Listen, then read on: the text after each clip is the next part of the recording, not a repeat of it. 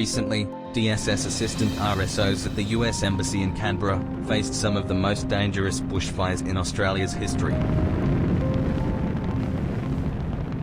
The State Department always views fire as a facilities issue. Something like a major natural disaster like this is something we had never had detailed planning guidance or preparations for in the department. We had done plans locally, but hadn't necessarily had an institutional knowledge of how to approach these things. So it was a learning experience all the way through. Australia is unique because we have a first world place that's very safe, very welcoming, very high demand for people to come here on assignment.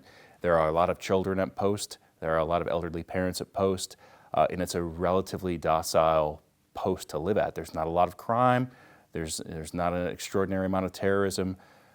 The planning that went into this was unorthodox for this post, and we had to take a lot of planning considerations and put those into the execution of our action on the street. One of the benefits was early on the ambassador gave positive direction, saying that no member of the mission, whether they were an American or a local staff member, was to be treated differently in terms of our crisis messaging or the type of support we would give them if they had to evacuate their homes. And this extended to embassy employees. This was U.S. military families here, not necessarily associated with the embassy, and again with the local staff, who are typically not covered under these sort of responses. That sort of guidance from the ambassador turned out to be critical in terms of maintaining the morale of the embassy. It was really a one-team concept that brought us all closer together, where it could have been very divisive. Unfortunately, during this fire season, the senior position was vacant as the incumbent had rotated out. But luckily, Scott and I had known each other for the best part of a decade since we had first gotten out of the academy and become agents. And based on our relationship from those years and a similar approach to how we plan, how we try to be forward thinking, it really was a positive relationship and beneficial to the mission. We started rotating the acting senior job on a monthly basis.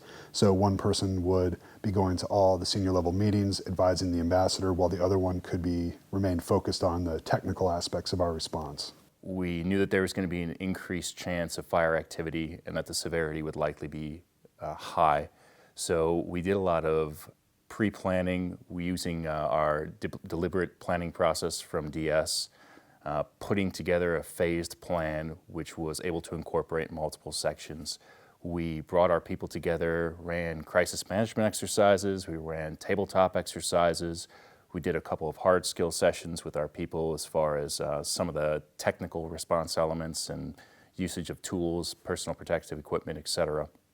And we put together a plan based around the EAC's intent to provide support to not only U.S. families, but to locally employed staff and other U.S. government assets in Australia. As we moved through the crisis, we held frequent emergency action committee meetings. This is the senior staff of the embassy from all agencies and sections getting together and discussing what our potential response should be given the actions that were going on and what things to start planning for in the next phase. We were holding these sometimes every day, but certainly multiple times a week. So because RSO had given some thought to this plan ahead of time, the acting deputy chief of mission and the ambassador asked us to take an expanded role, not just in the emergency action committee and leading the development of our response, but also in our reporting back to Washington. We developed a daily fire report that tracked the growth of fires, new fires, what we could expect over the next 36 hours in country. We were developing cables that we were running back to DC in terms of not only reporting on the status of these fires, but American response efforts. People often forget that hundreds of American firefighters that were in the off-season in the US volunteered to come down here and defend homes in Australia along with their Canadian counterparts. So having reporting on their actions and the embassy's actions internally was very important, but unorthodox. The formulation of the mobile response team was a vehicle-based, small unit tactics type of plan, one that was similar to planning we've used in Afghanistan, Iraq, and Pakistan for protection movements.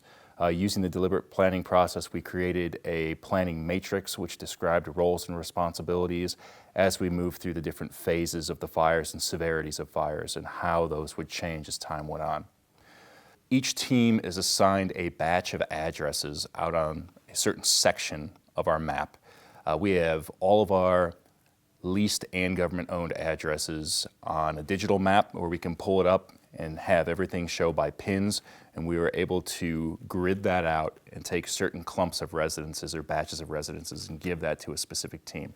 Utilizing volunteers from the RSO section, we were able to get at times upwards of 10 to 12 volunteers to go out onto the roads and assure that people were prepared for what was coming, or respond to any emergencies, because the ACT Fire Rescue and police were so logged with jobs that they were literally unable to respond to routine calls for assistance or even emergency calls for assistance that were outside of that scope of the standard bushfire response. In the Incident Command Center, we didn't have much time to stand it up.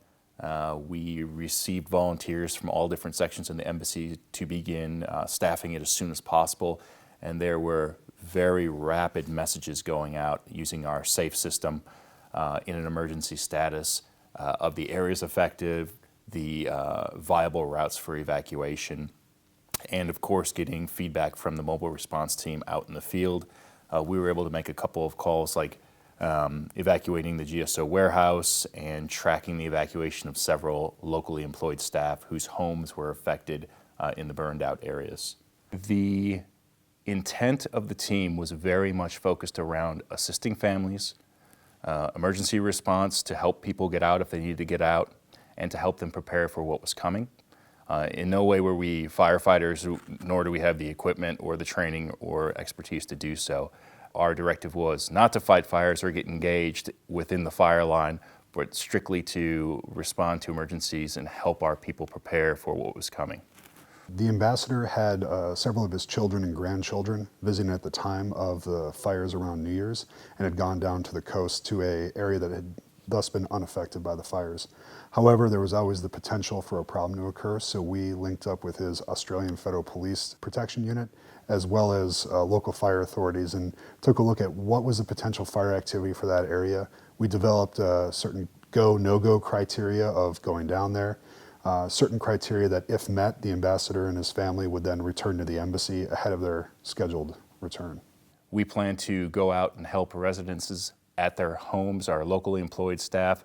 A lot of them chose to stay in their residence and weather out the fire.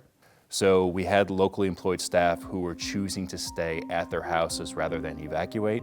And our mobile response teams would go out and they'd review preparations and communications and some of their contingency plans to ensure they had good plans in place.